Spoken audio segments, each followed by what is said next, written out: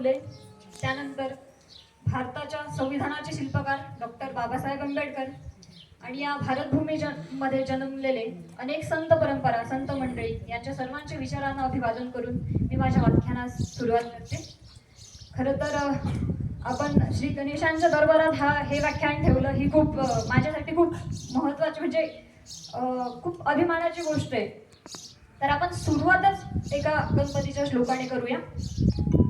गणाधीश जो ईश सर्व गुणांचा, मुळारंभ आरंभ तो निर्गुणांचा, नमो शारदा मूळ चत्वार वाचा, गमू पंथ आनंद या राघवाचा. हा श्लोक समर्थ रामदासांनी लिहिलेला आहे. श्री गणेशांना उद्देशूनच लिहिलेला आहे. गणाधीश जो ईश सर्व गुणांचा. जसं ज्या पद्धतीने दीदीने तुम्हाला सांगितलं माझ्याबद्दलची माहिती की मी माझं शिक्षण 1ली ते 4थी हे सावित्रीबाई फुले कन्या विद्यालयामध्ये पूर्ण केलं. त्यानंतर उच्च शिक्षण घेण्यासाठी मी 10वीला जिजामाता कन्या विद्यालय सिल्लोड येथे होते.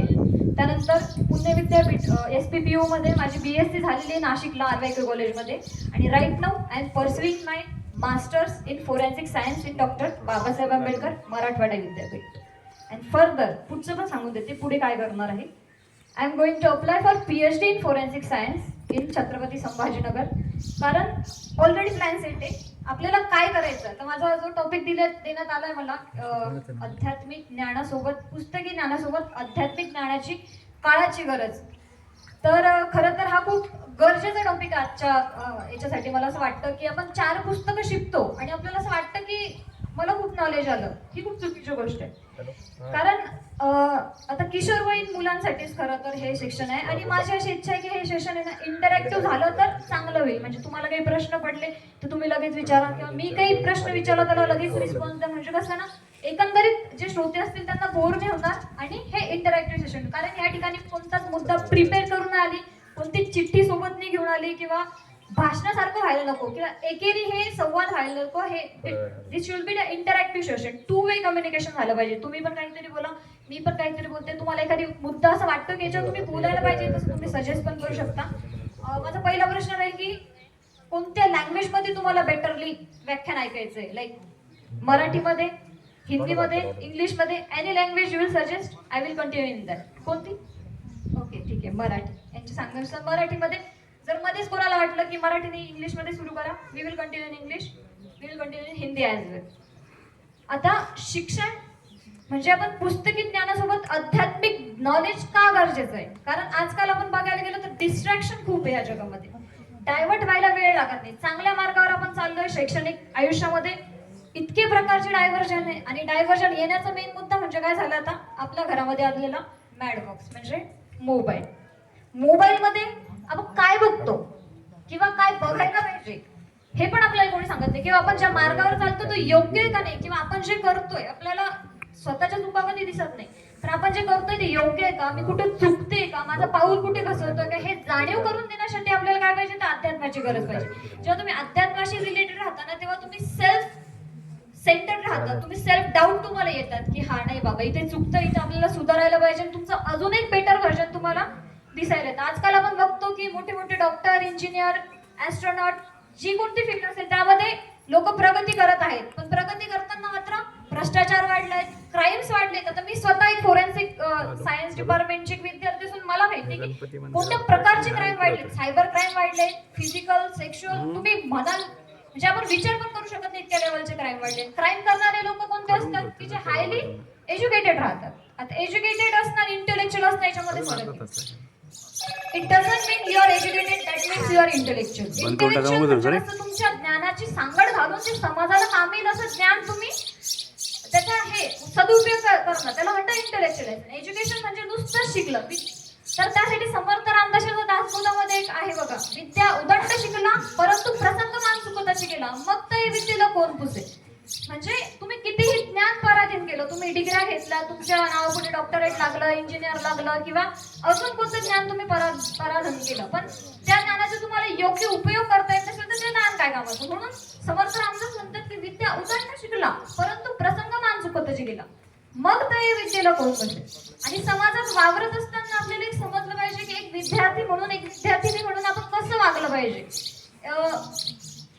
तर आपण पुढे बोलतच जाणार आहोत कारण हे टू वे कम्युनिकेशन आहे. याच्यामध्ये आपण पालक जर राहिले असते तर अजून चांगली गोष्ट राहिली असते, कारण मग आपल्याला स्टुडंट आणि पालक यांच्या समस्यांवर डिस्कशन करता आलं. त्यानंतर आपण समाजात असताना कसं वावरलं पाहिजे, समजा की आता बोलणे सुंदर, चालणे सुंदर, भक्ती ज्ञान वैराग्य सुंदर. जेव्हा तुम्हाला तुमच्या ज्ञानाला ही परमार्थाची, चांगल्या गुणाच्या, तर परमार्थ म्हणजे नेमकं काय, तर फक्त देवळात जाऊन देवपूजा करणं, अगरबत्ती उघडणं, घंटा वाजवणं, नमस्कार करणं, याला परमार्थिक होणं म्हणत नाही. भलेही तुम्ही देवळात नका जाऊन, नसेल तुमच्याकडे वेळ, कारण स्टुडंट लाईफ मध्ये आपल्याला माहिती की आपल्याला किती कामं राहतात, अभ्यास करायचा राहतो, शाळा राहते, कॉलेजेस राहतात, तर नाही होत. पण तुम्ही विचारांनी उत्तम आहे, तुमचे विचार उत्तम आहे, तुमचं वागणं, चालणं, बोलणं उत्तम आहे, त्याला पण एक परमार्थिक नॉलेज आपण म्हणू शकतो की तुमच्या मनामध्ये कोणाबद्दल काही खोट नाहीये, तुमचं मन एकदम पवित्र आणि सामर्थ्याने भरलेलं आहे, त्याला पण आपण परमार्थिक म्हणू शकतो. आणि आजकाल विषय विकार एवढे वाढले आहेत. आता विषय आणि विकार म्हणजे काय, हे जर शब्द तुम्हाला जर काही शब्द समजत नसतील ना, तर तुम्ही मला विचारू शकता. आपण बघतो की जेव्हा मी शाळेमध्ये होते, नववीला असताना इंग्लिशमध्ये एक पोयम होती, टीनेजर्स प्रेयर म्हणून. टीनेजर्स म्हणजे काय, किशोरवयीन आहे का, आता पण 10वीला आहे का आता सध्या, अच्छा. तर टीनेजर्स प्रेयर्स नावाची जी कविता आहे त्याच्यामध्ये दिले बघा, हे God keep me off from all the टेम्पटेशन्स.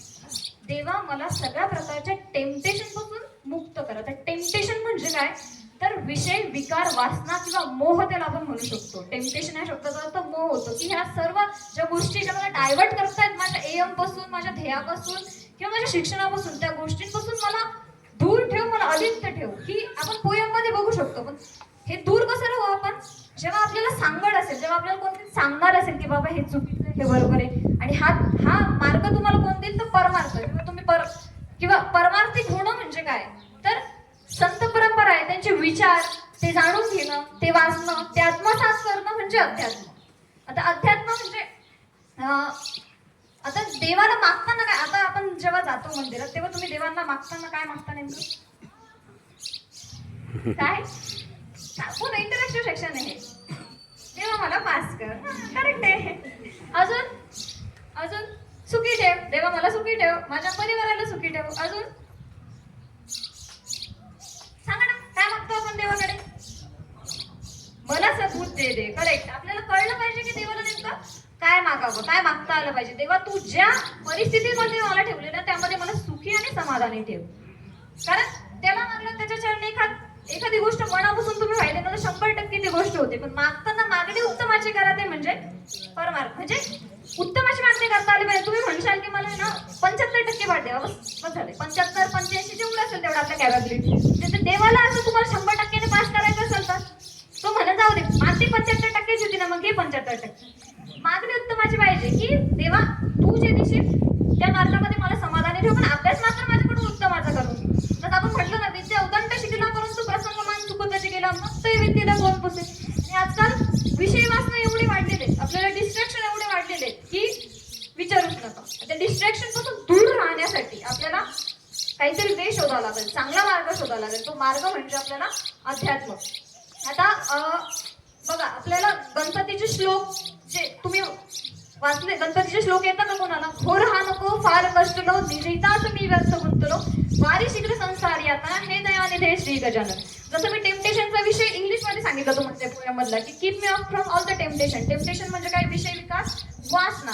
तर त्या श्लोकांमध्ये अक्षरशः त्याची मांडणी केलेली आहे. विषय गोड हे लागले मला, यामुळे असे खाता आपला, कळू नये असे भ्रांती जाईना, हे दयानिधे श्री गजानन. हे श्री गणेशांचे श्लोक आहे. त्याच्यामध्ये म्हणतात विषय गोड हे लागले मला, म्हणजे कसे वाईट गोष्टींची सवय खूप लवकर लागते, त्या चांगल्या पण वाटू लागतात. आता बघा, तुम्ही अभ्यास करताय, मध्येच तुम्हाला मोबाईल घेऊ वाटतो, गेम खेळू वाटतो, आणि मग त्याचं ऍडिक्शन होत जातं की नाही बाबा, आज मी 5 मिनिटं खेळलं, उद्या 10 मिनिटं, 15 मिनिटं. हे मी गेमचं उदाहरण दिलं, पण सगळ्याच प्रकारच्या वाईट गोष्टींची सवय अशी हळूहळू लागत जाते. इव्हन व्यसन पण असेल. व्यसनाधीनता का बरं वाढली, कारण सांगणारं कोणी नाही ना, किंवा लक्ष ठेवणारं कोणी नाही. आणि मी म्हणते की पॅरेंट्स पाहिजे होते, कारण पॅरेंट्ससाठी पण आहे की आपल्या मुलांना कसं समजून घेतलं पाहिजे. मुलं तर त्यांचे प्रॉब्लेम शेअर करतातच पालकांसोबत, पालकांचं पण एक काम असतं की कोणत्या प्रकारे समजून घेतलं पाहिजे. आपण काही वेळेस मुलं शेअर करतात तर पालक ऐकून घेत नाही, पालकांचा पॉइंट ऑफ व्ह्यू वेगळा राहतो. आता बोलायला काही हरकत नाही, आपण सगळ्याच विषयांवर बोलू. समजा मुलींना त्यांच्या याच्यामध्ये, आता सेल्फ डिफेन्सवर आपण बोलणार आहोत. आपण सेकंड पॉईंट आपला त्याचं self defence specially for girls. आपण शैक्षणिक जीवनात असताना किंवा असं पण आपल्याला खूप अनेक प्रकारचे अडथळे येतात किंवा काही मुलींनी फेस पण केलं असेल. चुकून कोणाचा धक्का लागणार किंवा इंटेन्शनली कोणीतरी धक्का देणार, याच्यातला फरक आपल्याला कळतो. आपण आता लहान राहिलेलं नाही, कळतो ना आपल्याला. काही जण असतात की इंटेन्शनली धक्का देऊन जातात, पण त्यावेळी न घाबरता ठामपणे आपल्याला तिथे उभं राहता आलं पाहिजे. नेहमीच आपण आवाज दिल्यावर आपले आई वडील येतीलच असं नाही. आपल्याला शिक्षणासाठी बाहेर पडावं लागतं, काही ठिकाणी हॉस्टेलला राहावं लागतं, तेव्हा आपल्याला एकट्यालाच मॅनेज करावं लागतं. मग या सिच्युएशन नेमकं मॅनेज कशा करायचं. आता काही मुलींनी माझ्याशी जेव्हा संवाद साधला होता तेव्हा ते म्हणले की आम्ही घाबरलो, आम्ही रडलो, कारण हिंमत नव्हती बोलायची, उलट उत्तर द्यायची की हाऊ डेअर यू. हिंमत कशी झाली हात लावायची, असं बोलण्याची हिंमत राहते का आपल्याकडे. पण न घाबरता, कारण आपली चुकी नाही ना, तिथे आपल्याला ठामपणे उभं राहताच आलं पाहिजे. आणि परमार्थात पण दिलेलं आहे, धटास धट आणि उद्धटास उद्धट वागता आलं पाहिजे. असं नाही की आपण पारमार्थिक झालो किंवा आपण म्हणजे हे देवाची गुणगान गायला लागलो म्हणजे सगळं आपण सहन करायचं, असं कोणत्याच याच्यात सांगितलेलं नाही. संत वाङ्मयाने तेच सांगितले की धटास धट आणि उद्धटास उद्धट वागता आलं पाहिजे, कारण आजकाल काळाची गरज आहे. It is need of an hour. Spirituality is a need of an hour. Need of an hour म्हणजे काय, काळाची गरज बनलेली. तर कोणत्या पद्धतीने डील करावं. आता माझा जसं दीदींनी सांगितलं की माझा ब्लॅक बेल्ट झालेला आहे कराटेमध्ये, तर तुम्हाला काही ट्रिक सांगते मुलींसाठी स्पेशल. जेव्हा तुम्ही एकटी ट्रॅव्हल करतात किंवा जेव्हा तुम्हाला अशा सिच्युएशनला सामोरला जावं लागतं, कोणीतरी काहीतरी बोलतंय, कोणीतरी इंटेन्शनली तुम्हाला त्रास देते, तेव्हा घाबरून न जाता ठामपणे तुम्हाला तिथं उभं राहता आलं पाहिजे. आता एक इन्सिडेंट मी स्वतःचाच सांगते, कारण इन्सिडेंट सांगितल्याशिवाय आपल्याला बेटरली कळत नाही ना. आठवड्याभरापूर्वी मला संभाजीनगरला जायचं होतं आणि संभाजीनगरला जाताना माझ्या हातात होते बॅगा, कारण माझं कॉलेज होतं, असाइनमेंट सबमिट करायची होती म्हणून जरा घाईत होती. मग बस आली आणि गर्दी होती. 9-10च्या वेळेस सगळे कंपनीचे वगैरे लोक राहतात जाणारे सिल्लोडवरून संभाजीनगरला, तर गर्दी होती. मग गर्दीमध्ये मी वरती चढले आणि मला फील झालं, गर्दीमध्ये सगळ्यांना धक्काबुक्की होत होती. ती धक्काबुक्की झालेली वेगळी आणि इंटेन्शनली कोणतरी तुम्हाला हात लावते, तो आपल्याला सेन्स वेगळा. आणि मुलींना एक सिक्स सेन्स राहतो की कोण आपल्याकडे कोणत्या नजरेने बघताय, कोण आपल्याला कोणत्या नजरेने हात लावतंय, याचा आपल्याला सिक्स सेन्स राहतो. मग ते आपल्याला ते मला कळून आलं की नाही, हा धक्काबुक्कीचा भाग नव्हता, हा इंटेन्शनली मारलं होतं. त्या क्षणी त्याच ठिकाणी उभी राहिली. मागची गर्दी म्हणत होती पुढे जा पुढे जा, सगळे शांत झाले. 2 मिनिटं आणि आपल्याला आपण खरं मी सुद्धा होती तर मी 2 मिनिटासाठी हँग झाली होती. असं कसं काय होऊ शकतं, कसं काय कोणी कसं काय इंटेन्शनली हात लावू शकतं. मला कळलं की हे पर्सन आहेत की असं समोरच होते, त्यांनी हात लावला, म्हणजे मुलगाच होता तो. काहीच नागचा पुढचा विचार नाही केला, सटकाने कानफटीत मारली. जशी मारली तशी सगळी बस शांत झाली. सगळ्यांनी बघितलं, कारण नोटीस बऱ्याच जणांनी केलेलं होतं. तो मुलगा अक्षरशः एवढंच बोलला की मला का बरं मारलं. म्हटलं तू विचार कर, तुला का बरं मारलं. आणि त्यांनी तसंच तोंड खाली घातला, खाली उतरून निघून गेला. जर मी माझ्या स्वतःसाठी स्टँड नसता घेतला ना, याच्या पुढे मला खूप काही धोके अडथळे सामोरं जा. एक तर तुम्ही सहन करताना असं म्हणतात की अन्याय करणाऱ्यापेक्षा अन्याय सहन करणारा जास्त गुन्हेगार राहतो. ज्या वेळेस तुम्हाला वाटते माझी काही चुकी नाही किंवा माझ्यावर अन्याय होते ना, तेव्हा तुम्ही स्टँड घेतला पाहिजे न घाबरता. जेव्हा तुम्ही स्वतःसाठी स्टँड घेता ना, लोक आपोआप तुमच्यासाठी स्टँड घ्यायला लागतात. त्यानंतर त्या बसमध्ये जेवढे पण मुलं होते त्यांची कोणाचीच हिंमत नव्हती वरती डोळे करून माझ्याकडे बघायची, कारण काय ऑलरेडी त्यांना समजलं होतं की नाही बाबा हे आपल्या बसची बातमी किंवा ही पोरगी मारू शकते आता. मग तुम्हाला कसं राहता आलं पाहिजे, ठीक एकदम न घाबरता, कारण नेहमीच आपल्यासाठी कोणीतरी असेलच असं नाहीये. आणि देवाकडे मागणी काय करायची किंवा उत्तम दास कसा असतो, सदा देव काळजी झिजे देहजाचा, सदा राम नामे वदे नित्यवाचा, स्वधर्मेची चाले सदा उत्तमाचा, जगी धन्य तो दास सर्वोत्तमाचा. हे सगळे मनाचे श्लोक आहे, 205 मनाचे श्लोक आहे त्यातले. आणि हे बघा, हे काही मी प्रिपेअर करून आलेले नाहीये. हे जशी तुमची मागणी असेल तसं आपण सेशन किंवा कोणतीच चिठ्ठी किंवा कोणतंच भाषण या ठिकाणी होणार नाही. जसं मला सुचेल किंवा जसं तुमच्या चेहऱ्यावरची फेस रिडिंग करून की जाऊ द्या, हे बोर होतं टॉपिक आपण चेंज केला पाहिजे. असं जेव्हा मला वाटतं तेव्हा मी चेंज करेन. तुम्हाला वाटलंय की ते टॉपिक कंटिन्यू करायचा, so we will talk and then. आणि आता सगळ्यात महत्त्वाची गोष्ट म्हणजे की आपल्या पॅरेंट्सला आपले प्रॉब्लेम शेअर कसे करायचे. तर मी सांगते, हे बघा, तुम्ही जेव्हा कोणती पण गोष्ट करतात घरात आवरत असताना थोडेसे मतभेद होतात, थोडेसे आई वडील ओरडतच असतात लेकरांवर. असं नाही की तुमच्यावर पण ओरडत असतील, तुम्हाला पण बोलत असतील, थोडंसं कठोर बोलत असतील. तुला तर काही अक्कलच हा समजत नाही का, व्यवस्थित राहता येत नाही का, आपण मुलं आहेत ते बोलू शकतात, त्यांनी शेवटी आपल्याला जन्म दिलेला आहे. पण एक गोष्ट लक्षात घ्या, कोणत्याच पॅरेंट्सचं असं म्हणणं नसतं की कोणत्याच पालकांना असं वाटत नाही की आपल्या पोराचं वाटोळ व्हावं. जे काही ते बोलतात ना, कठोर शब्द बोलतात ना, ते तुमच्या भल्यासाठीच बोलतात. आणि आपल्या आई वडिलांनी काय खस्ता खाल्लाय ना आपल्याला इथपर्यंत आणण्यासाठी, हे आपण शब्दात पण नाही सांगू शकत. कधी कधी तुमचे पॅरेंट्स तुम्हाला जाणीव सुद्धा होऊ देत नाही. आणि प्रत्येक आई वडिलांची एकच मागणी असते की मी जे फेस केलंय ना माझ्या लाईफमध्ये ते माझ्या लेकराच्या वाटेला नाही यावं. आणि म्हणून कधीतरी तुम्ही चुकत असाल किंवा ते तुम्हाला ओरडून वगैरे बोलत असतील ते इट्स ओके ना. पॅरेंट्स आहेत ते तुमचे, समजून घ्यायचं. कारण त्यांच्या काहीतरी अपेक्षा असतात तुमच्याकडून. आता मुलगी म्हणून ते तुम्हाला शिकवत आहेत तर त्यांची अपेक्षा असेलच की माझ्या मुलीने चांगल्या जॉबला लागावं, उत्तमाची वागणूक, उत्तमाचे विचार त्यांनी परिधान करावेत. त्यामध्ये तुम्ही थोडंसं चुकत असताल आणि ते तुम्हाला बोलत असतील तर हे आपल्याला ऐकून घेणं मागे. किंवा मुलांना तर मुलांच्या अशा कंप्लेंट आहे की माझे वडील जास्त बोलतात मला. आता ऑफकोर्स बोलतीलच ना ते, कारण त्यांनी बघितलंय त्यांच्या लाईफमध्ये त्यांनी किती खस्ता खाल्लेल्या आहेत. आणि त्यांना एकच वाटतं की माझ्या वाटेला जे आले किंवा ज्या गोष्टींपासून ते हे राहिलंय की माझे शिक्षण कंप्लीट होऊ शकलं, त्यांना खूप साऱ्या प्रॉब्लेम्सला सामोरं जावं लागतं. पण ते त्यामुळे लकी आपल्या सगळ्या प्रकारचं मार्गदर्शन. तुम्हाला सांगते आपल्या आईवडील जी जनरेशनची होती ना एवढी हुशार होती, आपल्यापेक्षा 10 पट ज्ञानाची साठा त्यांच्याकडे होता. पण योग्य मार्गदर्शन न भेटल्या कारणाने ते आज मागं राहिलेत. समजा मागं राहिले म्हणण्यापेक्षा त्यांनी काही गोष्टींपासून ते अलिप्त राहिलेत. पण त्यांना एकच वाटतं की जे मला नाही भेटलं ना ते माझ्या लेकराला भेटावं. त्यासाठी ते 2-4 कठोर शब्द बोलत असतील तर ते तुमच्या चांगल्यासाठीच बोलतात. पण आपण तो उदाहरण ऐकलंय बघा, हिऱ्याला जर चमकायचं असेल ना तर त्याला छन्नीचे घाव सोसावेच लागतात. छन्नीचे घाव सोसल्याशिवाय हिरा चमकत नाही. जेव्हा जेव्हा आपले पॅरेंट्स आपल्याला कठोर बोलत असतील ना मग समजायचं की हिऱ्याला छन्नी मारणं चालू आहे. पण हा हिरा मात्र भविष्यात जाऊन चमकणार आहे. आणि प्रत्येक प्रॉब्लेम मी सांगते, आता एज्युकेशन लाईफ मध्ये असताना आपल्याला एक प्रॉब्लेम नसतो. आपल्याला एक तर टेन्शन राहतं आपल्या अभ्यासाचं, करिअरचं, मार्क्सचं, परीक्षेचं, एन टाइम्स ऑफ प्रॉब्लेम असतात. Various type of problem you have to face in daily life. मुलं असतील हे सेशन दोघांसाठी. पण प्रत्येक प्रॉब्लेम काय करायचं माहिती का, पॅरेंट्स सोबत शेअर करा. तुम्ही शेअर केल्याने काय होतं माहिती का, 4 शब्द ते तुम्हाला सांगतात. त्यांचा अनुभव एवढा तगडा राहतो, जे काही सांगतात ना ते ऍप्लिकेबलच राहतं. त्याच्याने 100% प्रॉब्लेम सॉल्व्ह होतो. ज्या ठिकाणी नाही पॉसिबल आहे बाबा, आई वडील शेतात जातात, जास्त वेळ ते तुम्हाला देऊ नाही शकत, अशा ठिकाणी तुम्ही तुमच्या टीचर सोबत डिस्कस करा. आता सगळे सावित्रीबाई फुले शाळेमधले स्टुडंट तिथे आलेले आहेत ना, सावित्रीबाई फुले शाळेमधला स्टाफ एवढा म्हणजे मी स्वतः बघितलेलं आहे या ठिकाणी. कारण माझं बालपण त्या शाळेत गेलेलं आहे. मी पप्पांसोबत लहानपणी जायची. प्रत्येक टीचर हा म्हणजे तुमच्या पर्सनल प्रॉब्लेम जरी तुम्हाला शेअर केले ना, तुम्ही त्यांना शेअर केले ना, ते पर्सनली तुम्हाला हेल्प करतील. एवढं चांगला टीचर स्टाफ म्हणजे शब्द कमी पडतील बोलण्यासाठी. कारण त्या सगळ्या टीचरनी मला घडवलंय म्हणून मी आज इथे उभी. तर कोणता पण प्रॉब्लेम असेल, आणि मुलींसाठी आता स्पेशली मी सांगते, युजली किशोरवयीनमध्ये जेव्हा आपण टीनेजर होतो, टीनेजर म्हणजे काय म्हणते जेव्हा आपल्या शेवटी टीन लागतं. 12 पर्यंत तर आपण लहान असलो, म्हणजे वयाचे वय वर्ष 12, त्याला म्हणतात 12 च्या पुढे काय येतं 13, 14, 15, ज्याच्या पुढे टीन लागतं त्याला म्हणतात टीनेजर. तर हे टीनेज कधीपर्यंत राहतात 19 पर्यंत. आणि 20 च्या पुढे जे राहतात ते अडल्ट राहतात. तर सगळ्यात मेजर जे प्रॉब्लेम येत असतील ते हे टीनेजर वयोगटामध्ये येतात. म्हणूनच ती पोएम आहे टीनेजर्स प्रेयर, खूप सुंदर पोएम आहे ती दाबीनं. तर आपल्याला कोणत्या कोणत्या प्रकारचे प्रॉब्लेम येतात. कोणीतरी काहीतरी बोलतंय बाबा, एक मुलगा काहीतरी बोलून गेला, मग घरच्यांना कसं सांगावं हा प्रश्न प्रत्येकाला पडतो. तर बऱ्याच मुलींनी फेस केलं असेल किंवा स्पष्ट बोलायला काही हरकत नाही. तर प्रपोज वगैरे येतात. समजा काहीतरी प्रपोजल, काहीतरी मुलगा तुम्हाला चिठ्ठी दिली, तुम्ही ते घरच्यांशी कसं सांगावं. बऱ्याच मुली इथे घाबरतात.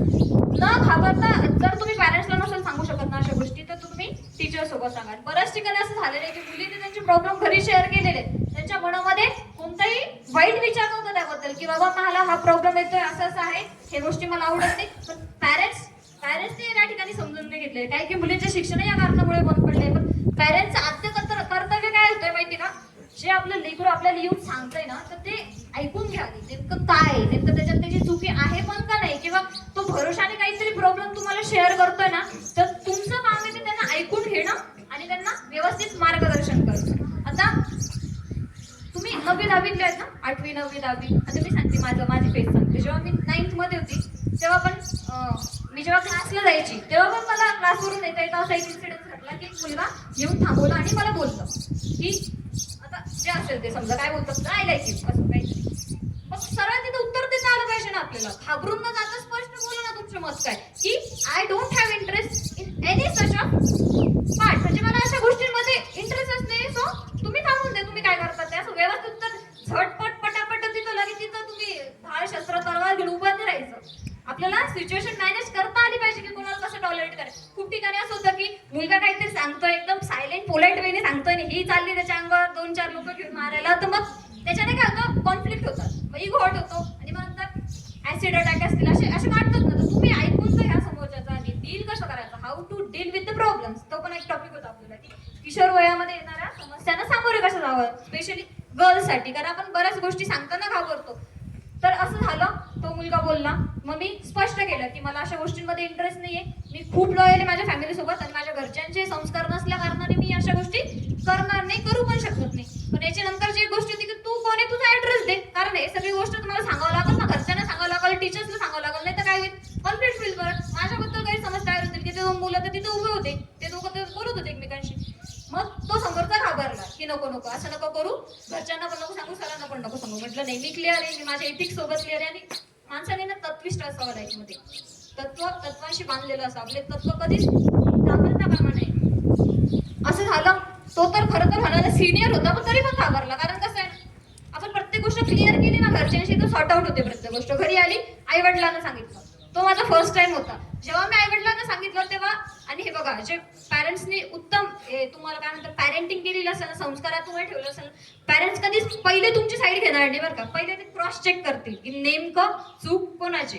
जेव्हा मी आईला वडिलांना सांगितलं तेव्हा माझी आई लिटरली ओरडली माझ्यावर की एका हाताने टाळी वाजत नाही, चुकी तुझीच असेल. तेव्हा टचकन डोळ्यात पाणी आलं की आपली तर चुकी नाही ना याच्यामध्ये. असं होतं बऱ्याच वेळेस, असं होतं तुम्ही घरी सांगत असेल पण तुमचे पॅरेंट्स तुम्हाला काहीच ते समजून घेत नसते. समजून नाही घेतलं असं आणि झालं, पण तिने क्रॉस चेक केलं होतं नेमकं एकदा पडताळून बघू नेमकं आपल्या मुलीचं म्हणणं काय. तेव्हा आई म्हटली की चुकी 100% तुझीच असेल, तूच काहीतरी केलं असेल म्हणून तो येऊन बोला, नाही तर अशी कोणाची हिंमत आहे बोलायची.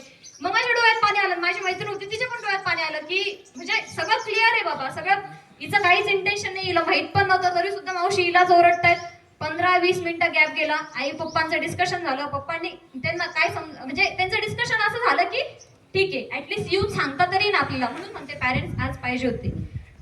काही पण झालं आणि तिकडं मी सॉर्ट आउट करून टाकलं असतं, हा बोलले असती नाही, व्हॉट एव्हर झालं असतं, मी घरी येऊन सांगितलंच नसतं तर हे काय झालं असतं, त्यांच्या विश्वासाला तडा गेलाच नाही. त्यांनी मला एवढं मोठं केलं, शिक्षणासाठी पाठवलं, त्याला म्हणजे मी त्यांच्या विश्वासालाच हे झालं असतं ना, तिचं दुसरा काहीतरी निर्णय घेतला असता तिथे. तर एक गोष्ट लक्षात ठेवा, तुम्हाला ते मोठं करतात तर त्यांच्या विश्वासाला तडा जाईल किंवा त्यांना खाली मान घालावं लागलं असं कृत्य कधीच करू नका लाईफमध्ये. सगळ्यात मोठा तुम्ही ना फार तुम्ही शिकले, नोकरीला नाही लागले, घरीच बसून राहिले तरी चालेल तुमच्या आई वडिलांना, पण मात्र संस्कार आणि काय म्हणतात त्याला, तुम्ही उत्तम शिकवणीत आणि संस्कारात असेल ना, तीच त्यांच्यासाठी अभिमानाची गोष्ट आहे. त्यानंतर त्यांचं डिस्कशन झालं आणि मग त्यांना म्हणजे असं वाटलं की नाही बाबा, लेकरू येऊन सांगताय ना आपल्याला, म्हटलं ते जर नसतं सांगितलं भरोशाने आपण काहीतरी सांगतो ना, तर त्यांचं पण काम आहे आपल्याला समजून घेणं. माझ्या आईवडिलांनी खूप चांगल्या प्रकारे समजून घेतलं की हा बाबा चांगलं बरं झालं, तो आम्हाला येऊन सांगितलं, तर आम्ही बघू पुढचं काय करायचं. पुढे झालं, सरांशी डिस्कशन झालं, सर त्या मुलाला बोल, अशा पद्धतीने गोष्टी सॉर्ट आउट होतात. पण हे जर मी मनामध्येच धरून ठेवलं असतं तर आजपर्यंत मला त्या गोष्टीची खंत राहिली असती की नाही बाबा कुठेतरी शेअर करायला पाहिजे होतं, की आजपर्यंत मी ती गोष्ट घेऊन रडतच राहिली असते. नंतर याच्यापेक्षा मोठे मोठे समजा सिच्युएशन राहिली असते, त्याला मी डीलच नसते करू शकले जर मी शेअर नसतं केलं. मग पॅरेंट्स सोबत शेअर केलं, त्यांनी 4 गोष्टी सांगितल्या, कसं राहिलं पाहिजे, काय राहिलं पाहिजे, समाजात चालताना रस्त्याने जाताना तुझी नजर अशी ताट पाहिजे ना, एकदम बागेसारखी, कोणाची हिंमत नाही झाली पाहिजे तुमच्याकडे वाकड्या नजरेने बघायची. नाही तर आजकाल काय होतं माहिती का, आणि ती गोष्ट खरीच आहे समजा की 100% चुकी मुलांचीच असेल असं नाही. तुम्ही रस्त्याने चालतायत, 4 रोज मागं बघतायत, हसतायत, मग समोरच्याला तसंच वाटेल ना की तुमची चुकी 100%. नेहमी असंच होतं असं नाही. आता सिच्युएशन पडता आली पाहिजे पॅरेंट्सला की नेमकं कुठे चुकतंय, काय चुकतंय. त्यानंतर आणि महत्वाचा विषय म्हणजे आता आपल्या वाचनात आणि आपल्या ऐकण्यात काय आलं पाहिजे. आजकालचं मी बघते तरुण पिढी, तर गाणे कोणत्या प्रकारचे ऐकतो आपण, अध्यक्ष सांगा कोणते गाणे ऐकतो, म्हणून मी दाखवणार मी ते गाणं, पण सांगा तरी तुमचं फेवरेट सॉन्ग, फेवरेट सॉन्ग कोणते तुमचं, कोणतं पण असू शकतं ना, कोणतं पण, कोणतं हिंदी पिक्चरचे गाणं असेल त्यांची, हिंदी पिक्चरचे गाणे, हिंदी पिक्चरचे गाणे, एकदम करेक्ट सांगितलं काकांनी, हिंदी पिक्चरचे रोमॅन्टिक गाणे हे आजकाल. आणि मला काय सांगणे मुलींना की मी इथं पालक आहे, ती मी मुलं कुठं लक्ष देऊ. आता प्रत्येक काय म्हणतात की मुलगी काही इन्सिडेंट करी समजा गोष्टीमध्ये, तर लोक आम्हाला बोलतात मला मुलगी समजून घ्या. तर मुलीचं कर्तव्य होतं की जर आपल्याला आज 20 वर्षापासून बाप जर संमत असेल आणि 2 वर्षात तुम्हाला एखादा पोरगा भेटतो आणि तुम्ही खुशाल त्या बापात नातं सोडून देता आणि त्या लाज वाटली पाहिजे सांगतो या गोष्टीचा, या गोष्टीला करेक्ट हे बघा एकदम त्यांची कळवळ आहे. अशा इन्सिडेंट फार झालेल्या आहेत की मी की सकाळपासून तरी मुलावर राहू शकत नाही ना मी. अरे विश्वासार्थ कोणत्या गोष्टी असते की नाही गोष्टीमध्ये या की नाही, माझ्या मुलगी मी कॉलेजला पाठवली, शाळेत पाठवली नाही, ती आहे, पण तिची जबाबदारी आहे की समोरचा मुलगा किती काही मजा असेल पण नाही माझ्या वडिलांच्या विश्वासाला मी तळा जाऊ देणार नाही. ही फार इम्पॉर्टंट गोष्ट आहे. करेक्ट आणि ही सगळ्या मुलींना समजून घेतलेली गोष्ट आहे. बघा एका Very good. आता बापाची तळमळ होती, दिसली का तुम्हाला? मी तुम्हाला तेच सांगते की तुमच्या पॅरेंट्स इथपर्यंत आणण्यासाठी किती खस्ता खाल्ला नाही तुम्हाला. आणि कधीच खुशाल या नाही. पुढच्या गोष्टी झाल्या की ते मुली पोरांना त्या बापा जबाबदार धरतात. नाही नाही मला काही नाही मला त्या पोरावरला पुढे होऊन अरे वा Correct आहे. 20 वर्ष झाले आम्ही तुम्हाला समोरून आलो, तुमच्याकडे खस्ता बोलवलो आम्ही आणि तुम्हाला 2 दिवस तो हिरो भेटत नाही, तुम्ही त्याला सोडून चालले का तुम्ही आता घरी? नेक्स्ट टॉपिक हा. या याच्यावरच इम्पॉर्टंट गोष्टी झाल्या पाहिजे गोष्टीमध्ये ही बरोबर. फार मोठी काळाची गरज आहे आज ही. हे बघा काकांनी किती महत्वाचं टॉपिक दिलं याच्यावर. आणि काय होतं समाजामध्ये मुलीमुळे का होत नाही, आम्हाला खाली पाहिजे पाळी येते गोष्टीमध्ये या. करेक्ट आहे. कळलं Very का मी good. तुम्हाला काय बोलले? तुम्ही ना मोठ्या पगाराची नोकरी नका कमवू, तुम्ही कुठं लागू नका जॉबला, काहीच नका करू, पण त्यांची मान खाली जाईल ना असं कृत्य नका बिलकुल, करू. बिलकुल. त्यांच्यासाठी खूप महत्वाचे त्यांनी ज्या शिकवणीत आणि ज्या संस्कारात आपल्याला वाढवले ना, शेवटपर्यंत त्या संस्कारात राहणं हेच त्यांच्यासाठी काय म्हणतात त्याला गुरुदक्षिणा आहे. त्यांनी एका गुरुप्रमाणे आपल्याला सांभाळलं. पुढचं टॉपिक माझा हाच होता की ते एवढ्या भरोशाने आपल्याला शिक्षणासाठी बाहेर पाठवतात, मुलगा असो मुलगी असो, इथं असो किंवा कॉलेजला. आता तुम्ही याच्यानंतर बाहेर पडणारे कॉलेजला हॉस्टेलला वगैरे राहणार, तर आपलं हे आत्ता कर्तव्य आहे ना की आपल्या पॅरेंट्सला आपल्यावर ब्लाइंड ट्रस्ट आहे, डोळे झाकून त्यांनी विश्वास ठेवल्यानंतर त्या विश्वासाला कधी तडा नाही गेला पाहिजे, अशी वागणूक आपली पाहिजे बाहेर सुद्धा. आणि नेहमी असं वाटतंय बघा मी हॉस्टेलला आहे, मी जर एखाद्या मुलासोबत फिरली पण आणि बोलली पण तर त्यांना काय कळणार आहे. अरे पण एक ट्रस्ट राहतो तुम्हाला, ज्या ट्रस्टने ठेवलेलं आहे ना तुम्हाला, तिथं पण असं पाहिजे की मी माझ्या आईवडिलांच्या निगराणीतच आहे ना, त्यांना जी गोष्ट आवडणार नाही ती गोष्ट मी करणार नाही. हा आपल्यामध्ये जेव्हा ठाम आहे हे राहील ना विचार, तेच म्हणले इथिक्स स्ट्रॉंग पाहिजे तुमचे, तत्विष्ट पाहिजे माणूस की नाही बाबा माझ्या आणि इथं कोणीच आपण वेल म्हणजे एकदम दिग्गज फॅमिलीतून आलेले, आपण सगळे मिडल क्लास फॅमिलीतले, कळलं का? तर त्यांनी इतक्या खस्ता खाल्लेल्या राहतात, समजा त्यांनी इतके कष्ट केलेले राहतात, काय तर फक्त माझ्या लेकराला चांगलं एज्युकेशन भेटलं पाहिजे, चांगल्या नोकरीला ते लागला पाहिजे, तो किंवा ती लागली पाहिजे, त्याचं सगळं उत्तम झालं पाहिजे. मग आपलं हे कर्तव्य आहे की त्यांनी जी दिलेली शिकवण आहे, जे संस्कार आहेत त्याच्यातच राहून आपल्याला आपले ध्येय, आपले जे अँबिशन असतील ते कम्प्लीट करायचे. तर हे डोक्यात फिट करून ठेवायचं की जरी तुम्ही हॉस्टेलला, जरी तुम्हाला बघायला कोणी नाही तिथे, तुम्ही किती पण मग कशी पण वागाल असं नाही. आपण स्वतःच्या इथिक्स मध्ये पाहिजे की नाही बाबा ही गोष्ट चुकीची, ही माझ्या आईवडिलांना आवडेल का, हा पहिला प्रश्न तुम्हाला स्वतःला पडला पाहिजे की नाही आवडणार नाही ही गोष्ट आईवडिलांना, मी करणार. आज पण विचार, मी साधी चहा घ्यायला सुद्धा बाहेर जाते ना, गेटच्या बाहेर पाऊल टाकते ना, पहिला कॉल आलेला असतो काय मी चहा घ्यायला जाऊ का, जर हा म्हटली तरच मी जाते. तुम्ही हे सेशन झाल्यानंतर विचारू शकता, माझे मम्मी पप्पा इथंच बसलेले, किंवा असं पण नाहीये रेस्ट्रिक्शन नकोय. समजा मी पॅरेंट्सला पण सांगते की मुलींचे मित्र मैत्रिणी चांगले बनवा, पण चांगले बनवा. जसं काकांनी सांगितलं की 20 वर्ष 21 वर्ष 25 वर्ष ते तुम्हाला सांभाळतात, तुमचं संगोपन करतात आणि 2 वर्ष आलेल्या मुलाच्या मागे लागून तुम्ही त्यांना म्हणजे त्यांचा ट्रस्टला ब्रेक करून तुम्ही त्या मुलासोबत चालले जातात, ही किती मोठी शोकांतिका आहे आपल्यासाठी नाही का? तर असं करत नका जाऊ, असं करू नका. कारण हे बघा, आणि या गोष्टी जर तुम्ही ना एका एज पर्यंत वेल स्टेबल असाल, तुम्ही इंडिपेंडेंट असेल अबाउट फायनान्शियल अर्निंग, तुम्हाला चांगला जॉब असेल, तुम्ही शिक्षण कंप्लीट केलं, चांगल्या शिकवणीत, उत्तम शिकवणीत, आई वडिलांना भरोशात घेऊन सगळ्या गोष्टी केल्या ना, ते तुम्हाला कधीच नाही म्हणणार नाही. तुम्ही जर चांगल्या कमवत्या जॉबला असाल, तुम्ही सुद्धा तुम्ही जर का कमवते असाल, चांगला जॉब तुमच्या हातात आहे एका सर्टन एज मध्ये 20-25च्या एज मध्ये, आणि मग तुम्ही घरच्यांना सांगितलं की हा बाबा आता हा मुलगा किंवा ही मुलगी मला आवडते, तर तुमचं काय म्हणणं आहे आधी त्यांना विचारा, तुमचं काय म्हणणं. जर ते हा म्हटले तर लावून देतील. कारण कोणत्याच आईवडिलांना असं वाटत की माझ्या लेकराचं वाटोळ व्हावं. जो निर्णय ते घेतात ना ते तुमच्या हितासाठीच घेतात. प्रत्येकाची हीच अपेक्षा राहते की माझ्या लेकराचं भलं व्हावं, चांगलं व्हावं, म्हणून पण ते जे निर्णय घेतात तो तुमच्यासाठी योग्य असतो, जरी तो तुम्हाला मान्य असेल नसेल. पण प्रत्येक गोष्ट पॅरेंट्स सोबत शेअर करा. त्यांनी ज्या शिकवणीत आपल्याला वाढलेल्या त्या शिकवणीत तुम्ही राहा, हे तुमचं आद्य कर्तव्य आहे. त्यानंतर आपण जसं म्हणलं, विद्या उदंडाची शिकला परंतु प्रसंगमान चुकताची गेला, मग ते विद्येला कोण पुसेल.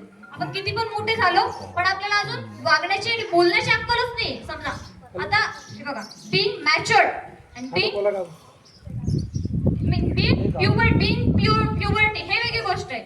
म्हणजे मोठं होणं आणि मॅच्युअर होणं याच्यामध्ये फरक आहे. तुम्ही वयाने मोठे झाला म्हणजे तुम्ही मॅच्युअर झालात असं काही नाहीये. तर समाजात वावरताना नेमकं कसं वावरावं, आता त्यासाठी हे बघा, माझं सगळ्यात फेवरेट लाईन आहे संत तुकडोजी महाराज त्यांच्या ग्रामगीतेमध्ये सांगतात. पहिले मी मुलांसाठी सांगू इच्छिते, मुलास पंगत वाढता नाही, घरचे पाणी भरता नाही, आपल्याच तोऱ्यात राहील तरी ते व्यर्थ ज्ञान आहे त्याचे. जर मुलगा उत्तम शिक्षण आहे पण त्याला घरचं पाणी भरता येत नसेल, त्याला पंक्ती वाढता येत नसतील, तर त्याचं ज्ञान काय कामाचं. कारण आपलं ज्ञान उच्च ज्ञान घ्या, नो प्रॉब्लेम ऍट ऑल. चांगलं उच्च शिक्षित व्हावं माणसाने, पण काय ना ते समाजाच्या कामी आलं पाहिजे. मग मुलं, आता आजकालची मुलं कशी करतात, 4 पुस्तकं शिकलं, थोडस एखादी पदवी भेटली की गावामध्ये असं त्यांचं बिहेवियर राहतं, काय ना बाप काय कलेक्टरच झालं की काय, आता मी इथं हे करणार नाही, पंक्तीत मी कशाला जाऊ वाढायला, ते काय माझं काम आहे काय. पण हा ऍटिट्यूडचा आहे ना, हा खूप निगेटिव्ह ऍटिट्यूड आहे तुमचं. आपण समाजाचं काहीतरी देणं लागतो, ह्या गावाने आपल्याला काहीतरी दिलं तर म्हणजे याच्या कामी येणं किंवा याचं देणं लागणं आपलं परम आद्य कर्तव्य आहे. तर ह्या गावाच्या प्रत्येक सामाजिक कार्यक्रमामध्ये आपल्याला पार्टिसिपेशन घेणं हे आपलं कर्तव्य आहे. कारण नाळ ही माणसे आपण आकाश भरारी घ्यावी शिक्षणाच्या जोरावर, पण नाळ मात्र आपली गावाशी जुडलेली असावी नाही. म्हणूनच संत तुकडोजी महाराज म्हणतात की मुलाचं पंगत वाढता नये, घरचे पाणी भरता नये, आपल्याच तोऱ्यात राहे तरी ते व्यर्थ ज्ञान आहे त्याचे. जर तुम्हाला ह्या गोष्टी करता येत नसेल ना, तर तुमचं ज्ञान व्यर्थ आहे. आणि त्याचबरोबर संत तुकडोजी महाराज मुलींसाठी म्हणतात की मुलगी बहु शिकली शाळे माजारी, परी स्वयंपाक करता नये घरी, काय करावी विद्या चातुरी, कामाविन लंगडी. म्हणजे समजलं असेल ना तुम्हाला किती सुंदर ओळ आहे. मुलगी बहु शिकली शाळे माजारी, हे बघा, डॉक्टर, इंजिनियर, ऍस्ट्रॉनॉट व्हा, जर्नलिस्ट व्हा, जे व्हायचं ते व्हा, पण मात्र तुम्हाला किचन नॉलेज आलंच पाहिजे. तुम्हाला घरचं धुणं भांडे स्वयंपाक सगळं करता आलंच पाहिजे. आज पण सांगते, माझे मम्मी पप्पा मला म्हणतात की तू PhD करशील, तुझ्या नावापुढे डॉक्टर लागेल, तुझ्या हाताखाली 4-5 नोकर असतील, पण समजा भविष्यातली गोष्ट, तरी तुला बनवून खाता आलं पाहिजे. म्हणून तुला काय स्वयंपाक आलाच पाहिजे 100%. असं कोणत्याच गोष्टीचं प्रिव्हिलेज फॅमिली दिलं पण नाही पाहिजे ना. कारण त्यांना काय वाटतं की आपल्या लेकराला कुठेच काही प्रॉब्लेम नाही आला पाहिजे, सर्व गुण संपन्न एकदम वर्सटाईल, कोणाचे हातपाय धरायची गरज नाही पडली पाहिजे. जर तुमचे आई वडील तुम्हाला कामं लावत असतील ना, तर तुम्ही असं समजा की आपण वर्सटाईल होतो, अजून अष्टपैलू होते, सगळ्या कामामध्ये निपुण पाहिजे. जरी आपण एखादी डिग्री संपन्न केली तरी सुद्धा आपल्याला घरचे कामं करता आले पाहिजे. धुणं भांडे स्वयंपाक असेल, हे काम मी सुद्धा करते. आता काल माझ्या व्याख्यानाची समजा न्यूज आली पेपरमध्ये, मला खूप लेट कळलं होते, 3:30-4 वाजता मी जेव्हा स्टेटस बघितलं आमच्या फॅमिलीचं, तेव्हा कळलं की न्यूज पण दिली गेलेली.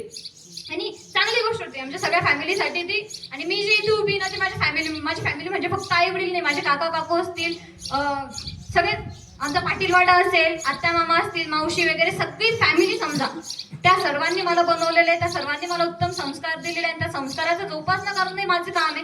त्यांनी मला कधीच कोणत्याच गोष्टीसाठी नाही म्हटलं नाही, लहानपणापासून. आणि मी सांगते पॅरेंट्सला पण, जर तुमच्या लेकराला एखाद्या गोष्टीमध्ये आवड असेल, तो जर क्लासमध्ये लावायचं म्हणत असेल तर बिंदास लावा. ड्रॉइंगचा क्लास असो, आता मला कराटेमध्ये इंटरेस्ट होता, माझा ब्लॅक बेल्ट झाला. जर मला नाही म्हटले असते माझ्या घरची की नको काय गरज आहे त्याची, तर मी झालीच नसते. आता सध्या माझा स्विमिंगचा क्लास चालू युनिव्हर्सिटीमध्ये, म्हणजे सगळ्या प्रकारचे, कॅलिग्राफी म्हणू नका, मला कॅलिग्राफी सुद्धा येते. त्यानंतर तुम्हाला ज्या गोष्टी, डान्सिंग असेल, सिंगिंग असेल, शिवण क्लास असेल, ब्युटी पार्लर, सगळ्या प्रकारचे कोर्स करा. कारण आहे ना, आजकालच्या जगामध्ये जर तुम्हाला सस्टेन व्हायचं असेल ना, फक्त पुस्तकी नॉलेजवर तुम्हाला कोणीच घेणार नाही. कारण आज कॉम्पिटिशन एवढी वाढली ना, तर कोणता पण जॉब तुम्हाला जेव्हा येईल ना, तेव्हा त्यांनी असं विचारलं पाहिजे. कारण जॉबसाठी बरेच ऍप्लिकेशन जातात, पण सिलेक्ट फक्त मोजकेच लोक होतात का, कारण त्यांच्याकडे स्किल आहे. डिग्री तुमच्याकडे असेल पण स्किलफुल बना. आतापासूनच या गोष्टी शिकून घ्या, सगळ्या गोष्टी वेगवेगळे काय म्हणतात त्याला. आणि आपला टॉपिक होता जुन्या भांड्यावर होता, डायव्हर्ट झाला. बरं, तर मग ते सगळं झालं, माझं असाइनमेंट वगैरे होती, तर मी सबमिट करून घरी आली. सगळ्यांना आनंद झाला, सगळ्यांचे कॉल आले, अरे बाप आता व्याख्यान द्यायला जाणार तुम्ही, चांगली मोठी गोष्ट आहे आमच्यासाठी. म्हणजे माझ्या मैत्रिणींचे म्हणा, माझ्या टीचर्सचे म्हणा, ज्यांनी मला शिकवलेलं वगैरे, माझ्या शिक्षक वगैरे. घरी आली, घरात पाय ठेवला, आणि पप्पांना आईला सगळ्यांना आनंद झाला, अरे बाप आता व्याख्याते आले घरात. ते म्हणतात ना आता व्याख्या, कारण न्यूज तीच होती व्याख्याते म्हणून येणारे, असं नाही का. पण मी स्वतःला एक क्रॉस चेक केलं, व्याख्याते असल घराच्या बाहेर, घरात काय अनपेड मेड. अनपेड मेड म्हणजे माहिती का, बिना पगाराची कामगार, त्याला म्हणतात अनपेड मेड. जेव्हा माझ्या मम्मी पप्पानी म्हटलं, अरे बाबा आता व्याख्याते आले, 2 मिनिटं आई किचन मध्ये स्वयंपाक करत होती, मी स्वतः म्हटलं व्याख्याते असेल घराच्या बाहेर, घरात मी अनपेड मेड आहे, मला करावंच लागलं. गेल्या मला पापड भाजायला लावले. कोणत्याच गोष्टीचं प्रिव्हिलेज आहे का, हा बाबा आता तुला हे भेटलं, आता तू हे नको करू, बिंदास. सकाळी उठल्या घर झाडायला लावलं, अंगण झाडायला लावलं, आणि नाही म्हणायचं नाही कोणत्याच गोष्टीला. कारण त्यांचं पण काहीतरी राहतं ना, की आपलं जे शिकवतात ना ते चांगल्यासाठी शिकवतात. ते सांगते मी तुम्हाला की त्यांच्या, आणि किती पण मोठे झालं ना, तर आपली नाळ ही आपल्या घरच्यांशी, आपल्या परिवाराशी जुडलेलीच पाहिजे नेहमी. त्यानंतर सेल्फ डिफेन्सवर आपण झालं बोलणं. सेल्फ डिफेन्सचे मी तुम्हाला 1-2 पॉईंट सांगते. जेव्हा आपण जातो ना, तर तेव्हा एक टाचन पिन किंवा पेन सोबत ठेवायचा. त्याचा तो पण नेहमी कुठे ठेवायचा, ते इथं असतं पेन, तर मी तुम्हाला प्रात्यक्षिक करून दाखवलं, स्थान लागते. जेव्हा आपल्याकडे आता मराठीमध्ये तर मूव्ज असतात, किक्स वगैरे असतात, हे प्रात्यक्षिक करून दाखवलं असतं, पण माझा आउटफिट तसा नाही आता. आपण ट्रायल घेऊ एका दिवशी. तुम्हाला जर वाटत असेल ना की आम्हाला संरक्षणाचे 2-3 पॉईंट सांगा की जिथं आम्ही फाईट करू शकतो समजा, तर आपण घेऊ ते. किक्स असतात, पंचेस असतात, बेसिक तुम्हाला सांगून देऊ. पण आता सध्या फक्त ट्रिक सांगते. हा जो पेन असतो ना, जेव्हा तुम्ही ट्रॅव्हलिंग करतात किंवा जेव्हा असं इंटेन्शनली धक्काबुक्की होण्याची गरजेचे ठिकाण असतील, तर हा असा पकडायचा जेणेकरून कोणाला दिसला नाही पाहिजे. आता इथं तो ओढणी तर दिसणारच नाही समजा, पण असं ओढणी नसताना पण असं पकडायचं. कोणी इंटेन्शनली तुम्हाला धक्का मारला की कोणाची नंतर तुम्हाला धक्का मारायची. एकदमच तुम्ही कॉन्फिडन्स मारशाल असं नाही, एकदमच तो कॉन्फिडन्स नाही. हे तर तुम्ही करू शकता. समोरच्या तुम्हाला इंटेन्शनली धक्का लावला, हात लावला, तर गाडी चालताना असं केलं समजा. आपण बघतो 1-2 असे व्हिडिओज पण झाले व्हायरल सेल्फ डिफेन्सचे समजा. तर हे असं. त्यानंतर दुसरी महत्वाची गोष्ट तुमची हिल्सची सँडल असेल. आपण घालतो हिल्सची सँडल बघा, म्हणजे आपल्याकडे जे अवेलेबल गोष्टी त्याने आपण डिफेन्स कसा करू शकतो हे मी तुम्हाला सांगते. जर तुम्हाला मागून कोणी पकडतं असं किंवा इथं पकडतं, इथं गळ्याला कोणीतरी पकडतंय, तर तेव्हा डिफेन्स कसा करा. तेव्हा तर तुम्ही पेन नाही ठेवू शकत ना मागे.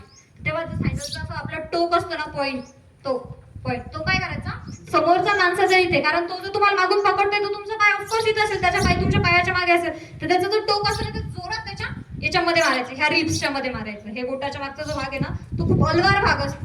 वरती करून तिथे मारायचं. तिथे मारला ना, तो पॉईंट असा आहे. प्रत्यक्षित करून नका बघू बरं, घरी कशाला भावाला वगैरे ट्रायल नाही करायचं. जेव्हा प्रसंग येईल तेव्हा सांगते पॉईंट फक्त. त्यांनी जर शूज घातलेला असेल तर मग तेच त्याच्या पुढचा तोच होता. जर त्यांनी शूज वगैरे घातलेले असेल, नेहमी असं नाही होणार की ते बेअर फुटणे येतील, म्हणजे पायात काहीतरी घालूनच येतील ना ते. तेव्हा काय करायचं, जर पकडताय कोणतरी तर हा आपला खुंब असतो. याच्यामध्ये तुमच्या पंचपेक्षा जास्त पावर तुमच्या याच्यामध्ये असते, पण तुम्हाला योग्य पद्धतीने ते वापरता आले पाहिजे. आता त्याचे थोडंसं इथं असेल समजा, बैल वागतो त्याने. करू शकतो. याला काय म्हणतात, कुंती म्हणतात. कराटेचे शब्द वेगळे आहेत. याला हे म्हणतात कुंती. ढोर कुंभा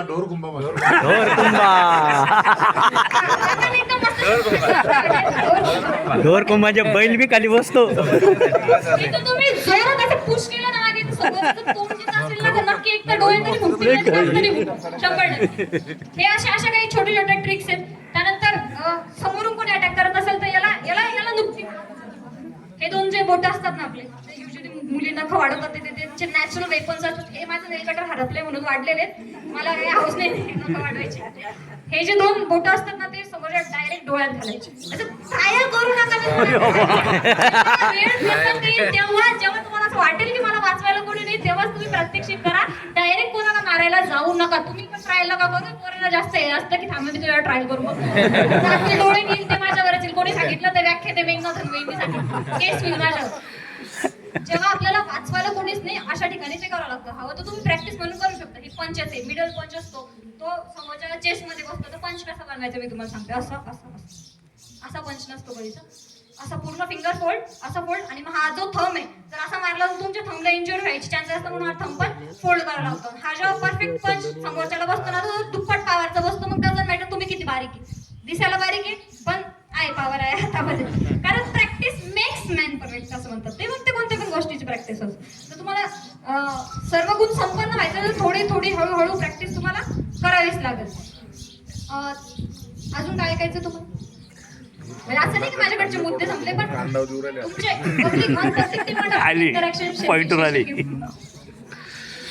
अजून कशावर तुम्ही ऐकू इच्छिता?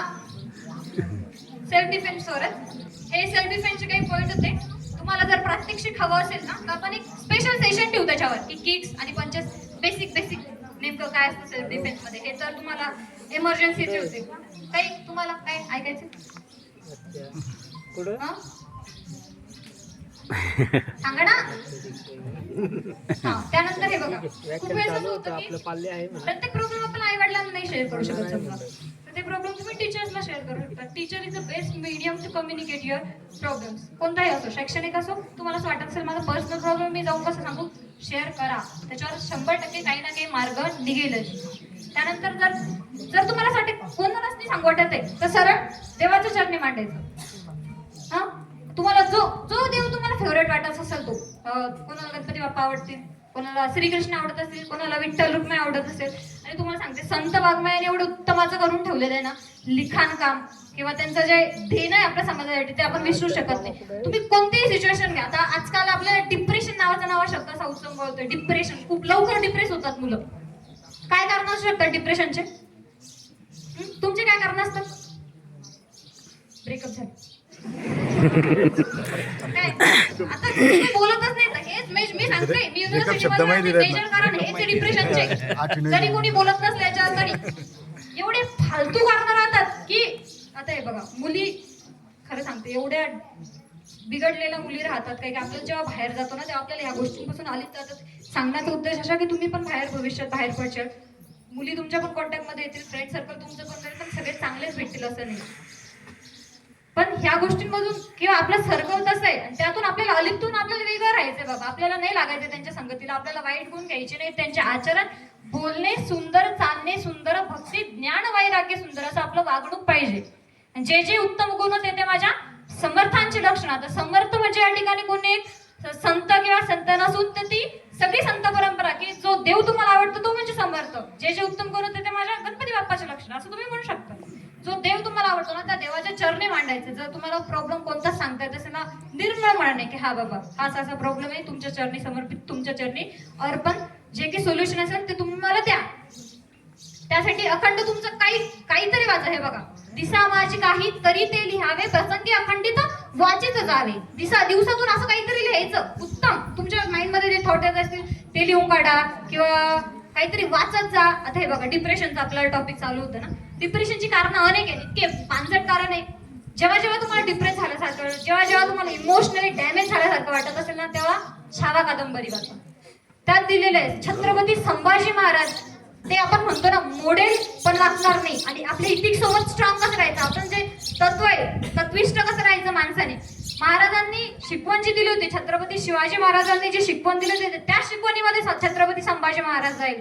शेवटी आपण बघतो, जेव्हा तुम्ही छावा बघण्यापेक्षा, छावा पिक्चर बघण्यापेक्षा छावा कादंबरी वाचा. कारण छावा ही बघण्याची गोष्ट नाही, ती वाचण्याची गोष्ट आहे. तो वाचूनच समजतो.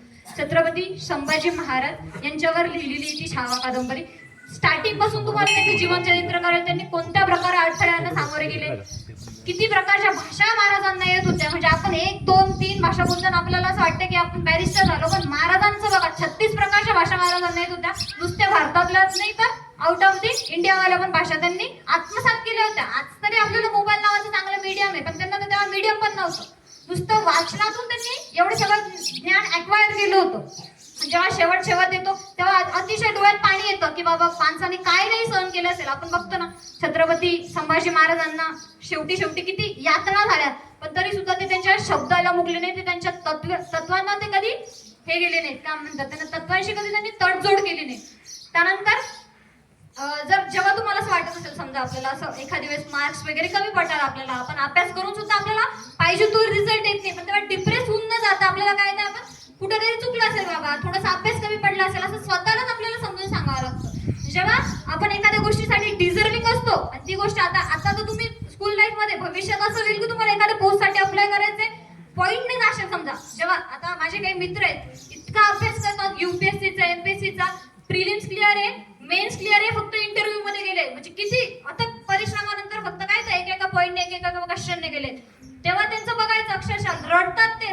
त्याच्या माइंड मध्ये विचार एकच राहतो की आता सगळं संपलं, आता चला सुसाईड.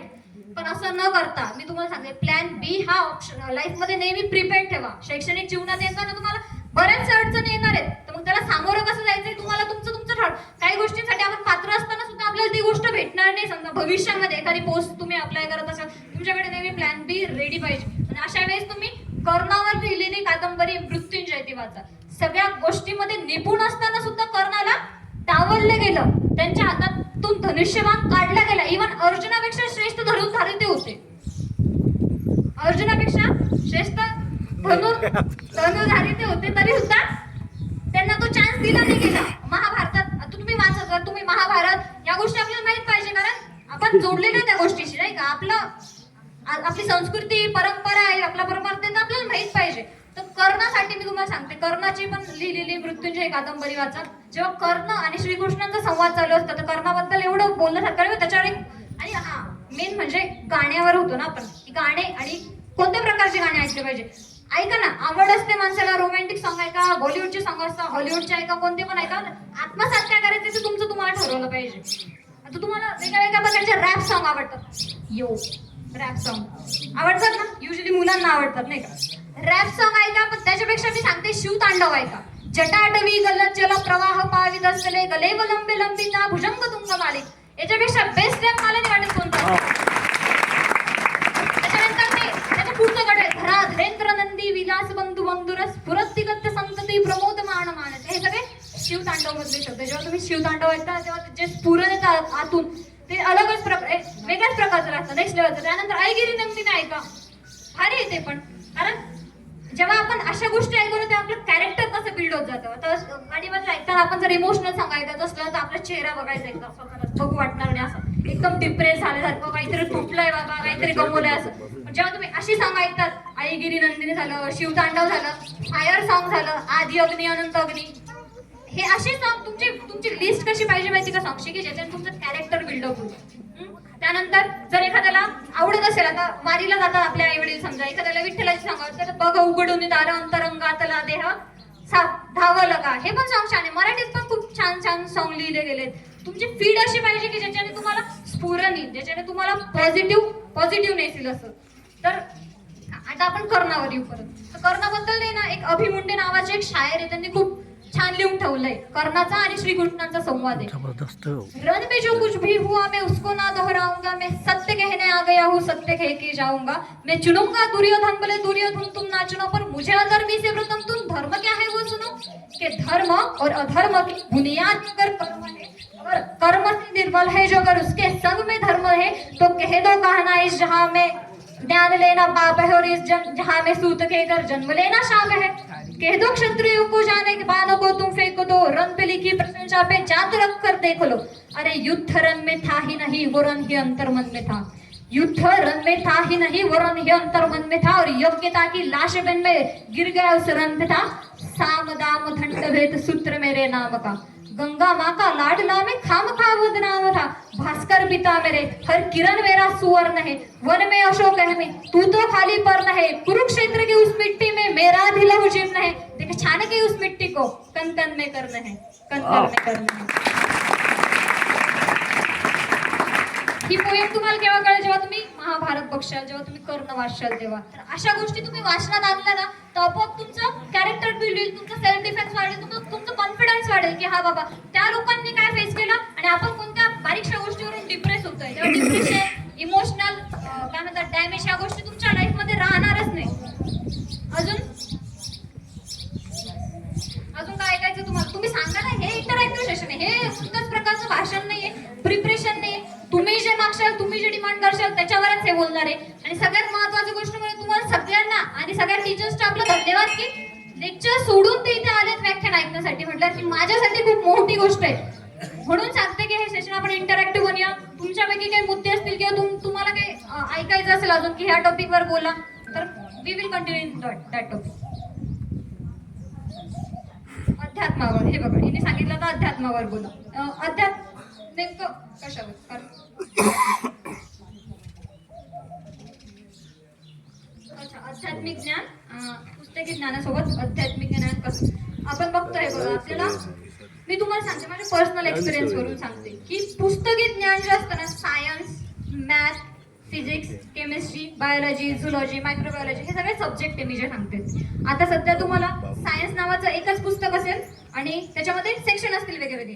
सायन्स एक छोटंसं पुस्तक असतं, त्यामध्ये केमिस्ट्री वेगळी राहते, म्हणजे त्या एकाच पुस्तकामध्ये फिजिक्स राहतं, बायोलॉजी राहते, बॉटनी राहते, म्हणजे झुलॉजी आणि बॉटनी असे वेगवेगळे पार्ट राहतात. जेव्हा तुम्ही 10th पास आउट होतात ना तेव्हा तुम्हाला ह्या सगळ्या स्ट्रीम दिसतात. मग प्रत्येक याच्यावर, प्रत्येक सब्जेक्टवर एक वेगळं पुस्तक असतं. केमिस्ट्रीचं वेगळं पुस्तक असेल, फिजिक्सचं असेल, केमिस्ट्री म्हणजे रसायनशास्त्र, फिजिक्स म्हणजे भौतिकशास्त्र, बायोलॉजी म्हणजे जीवशास्त्र आणि मॅथमॅटिक्स म्हणजे गणित.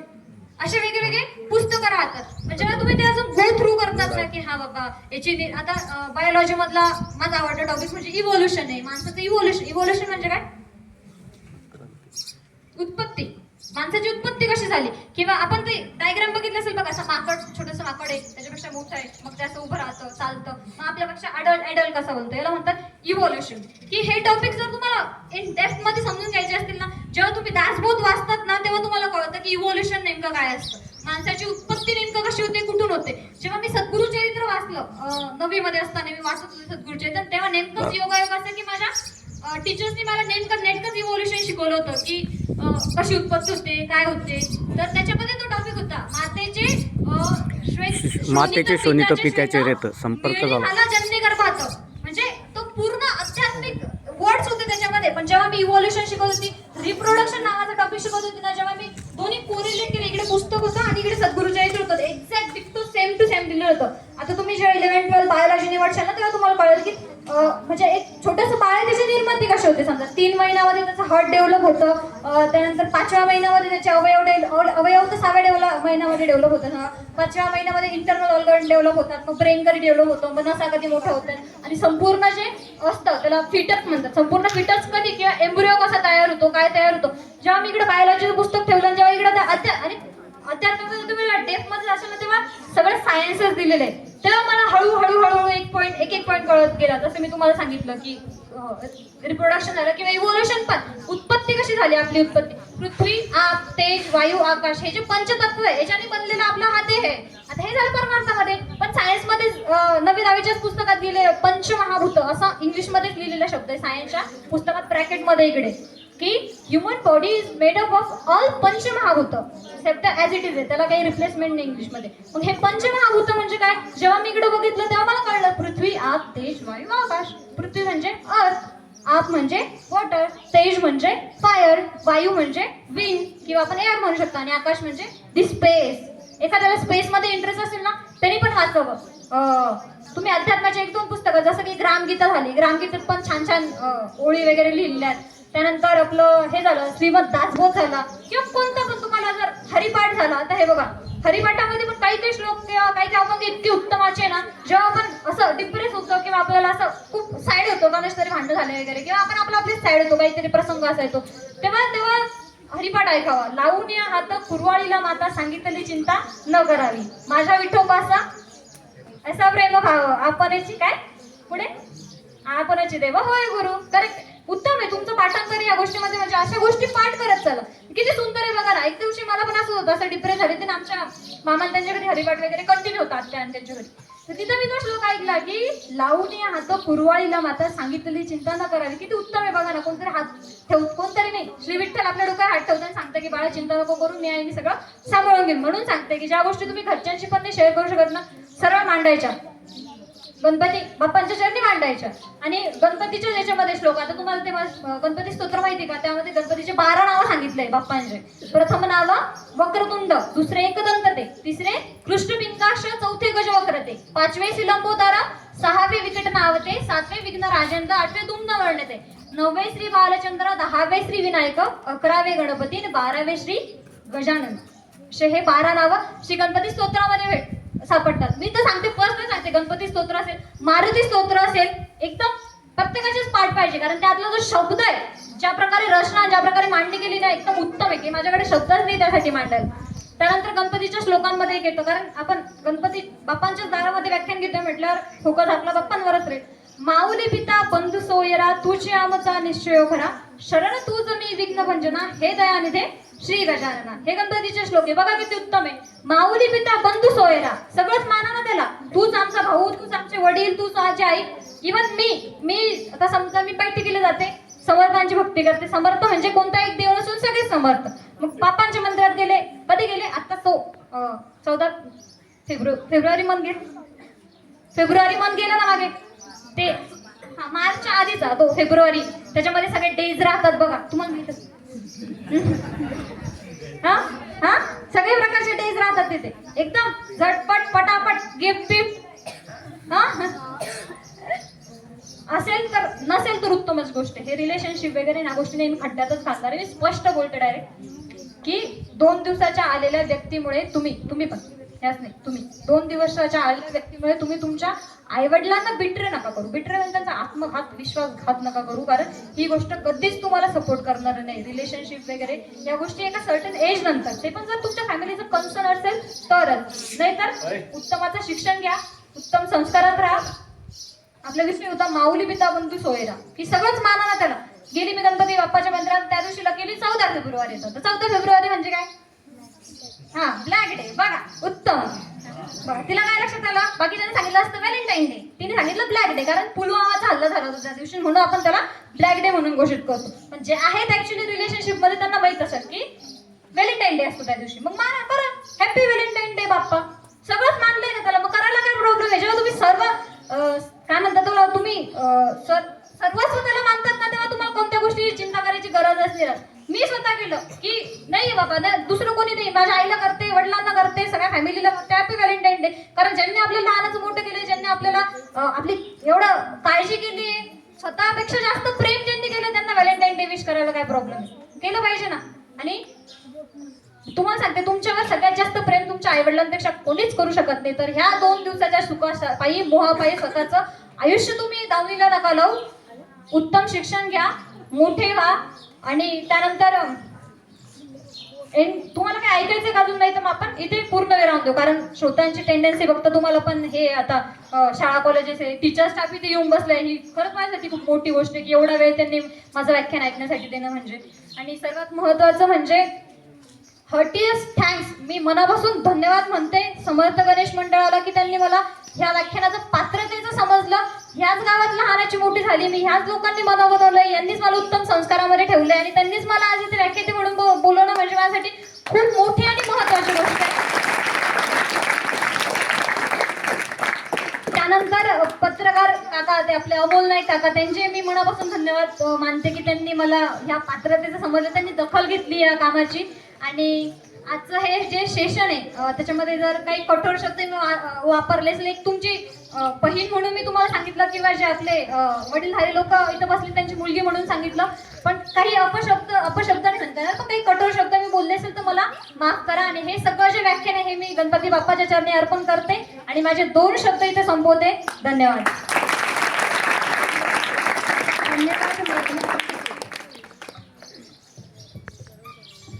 धन्यवाद मेघना, तुझे मनापासून आभार. आणि तू खरं तर मंडळाचे, अमोल दादाचे सगळ्यांचे आभार मानलेस. पण मी म्हणेल की पात्रता ही वयातून नाही कळत, तर पात्रता ही ज्ञानातून, मॅच्युरिटीतून कळते आणि परिपक्वतेतून कळते. आणि आज तिने सिद्ध केलं की ती किती परिपक्व आहे, तिचं नॉलेज किती आहे. आणि ह्या सगळ्या तिच्या व्याख्यानाचा सार सांगायचा झाला तर मी तुम्हाला सगळ्यांना हेच सांगेन की focus on what you want, हे तुम्ही नक्की लक्षात ठेवा. मीही लक्षात ठेवलंय. आणि सगळ्यात महत्त्वाचं म्हणजे तिने सांगितलं की आपण समाजाचं देणं लागतं. नक्कीच आपण समाजाचं देणं लागतं, मात्र एक गोष्ट नक्की ठेवा आणि तुम्ही इथून ही गोष्ट घेऊन जा की समाजाचं देणं लागण्याआधी आपण एवढं जरी लक्षात ठेवलं की आपण आपल्या आई वडिलांचं देणं लागतं, तर नक्कीच त्यात समाज कव्हर होईल. आणि ही सगळ्यात महत्त्वाचं ह्या मेघनाच्या सगळ्या व्याख्यानाचं सार आहे. आणि या साराचंच अभिवाचन करण्यासाठी, थोडक्यात मार्गदर्शन करण्यासाठी मी आपल्यात मिलन काकू उपस्थित आहेत. मिलन काकूंना, मिलन महाजन यांना आपण ओळखतात, त्या सावित्रीबाई फुलेच्या व्यासपीठावर मला नेहमी दिसतात, त्यामुळे तुम्हा सगळ्यांना त्यांचा परिचय असेलच. मी एक काकूंना विनंती करते की त्यांनी थोडक्यात पण महत्त्वाचं ज्ञान त्यांनी याबद्दल सांगावं.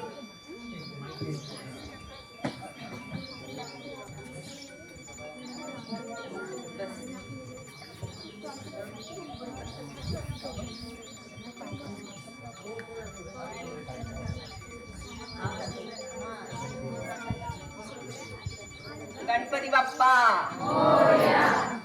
आपण गणपतीच्या समोर आहोत आणि त्याच्या समोर तुम्हाला मेघना धनोईनी खूप चांगलं ज्ञान दिलेलं आहे. तुमच्याच वयाची आहे, कदाचित थोडीशी मोठी असेल, पण समाजात वावरताना आपण कशाचं भान ठेवावं ही गोष्ट तुम्हाला तिने सांगण्याचा खूप छान प्रयत्न केलेला आहे. खरोखर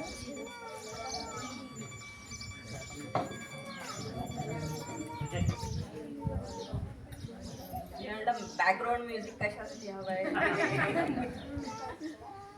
तर तिने खूप छान पद्धतीने तुम्हाला समजून सांगितलं. मला फार फार फार महत्त्वाची गोष्ट आवडली ती म्हणजे, ओके माझा आवाज येत नाही, सगळ्यात महत्त्वाची गोष्ट मला ही आवडली आहे की तुमचं जे वय आहे ते सध्या शिक्षणाचं वय आहे. या शिक्षणाच्या गोष्टींमध्येच तुम्ही रमा, जेवढं जास्तीत जास्त तुम्हाला शिकता येईल नशिबाने तुम्हाला सगळं शिक्षण मिळतं आहे तर ते घेऊन तुम्ही स्वतःला डेव्हलप करा. फालतू गोष्टींमध्ये अडकू नका. 2 दिवसाच्या प्रेमासाठी किंवा जे काही अफेक्शन असेल, अट्रॅक्शन असेल, याच्यासाठी तुमचं आयुष्य बर्बाद करू नका. आणि जर चुकून माकून असे लोक संपर्कात आले तर आपण त्यांना कसा प्रतिकार करायचा हे पण तुम्ही खूप छान पद्धतीने तुम्हाला समजून सांगितलं. त्याच्या जोडीला त्यांनी एकीने म्हटलं होतं की अध्यात्माबद्दल मला सांगा. हे एक वाक्य अध्यात्म म्हणजे काय? अध्यात्म म्हणजे तुम्ही कसं जगावं, कशा पद्धतीने येणाऱ्या समस्यांना तोंड द्यावं किंवा कुठली गोष्ट महत्त्वाची मानावी किंवा कुठल्या गोष्टीला किंमत देऊ नये, हे वेगळ्या वेगळ्या पद्धतीने संत लोकांनी तुमच्यापर्यंत आणून ठेवलेलं आहे.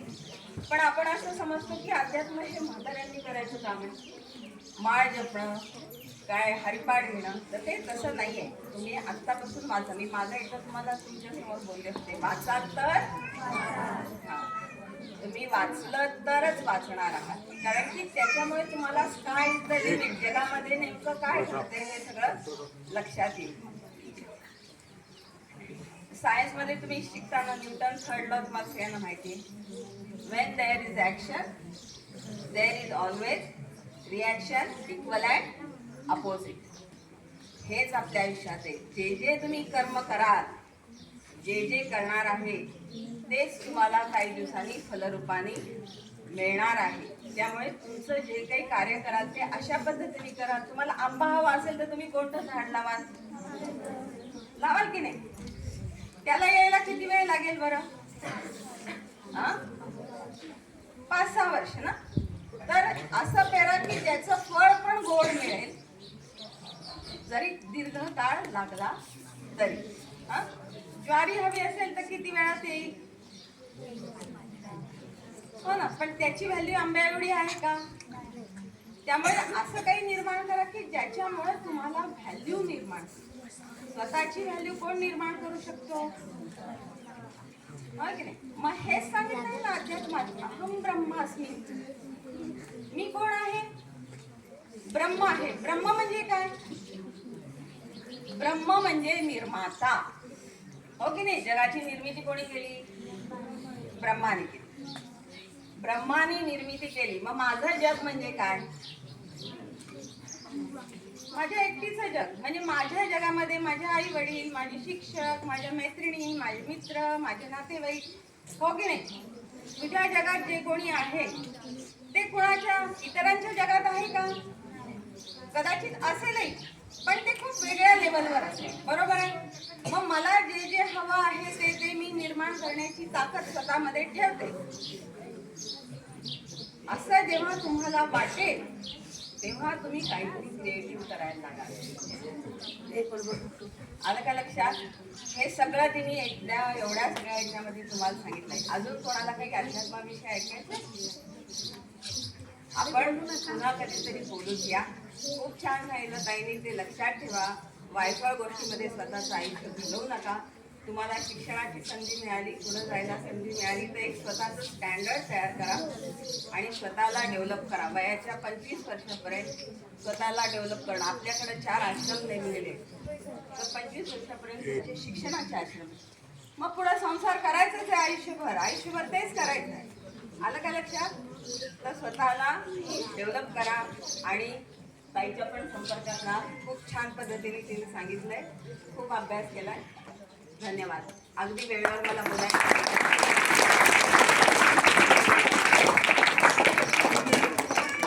धन्यवाद काकू.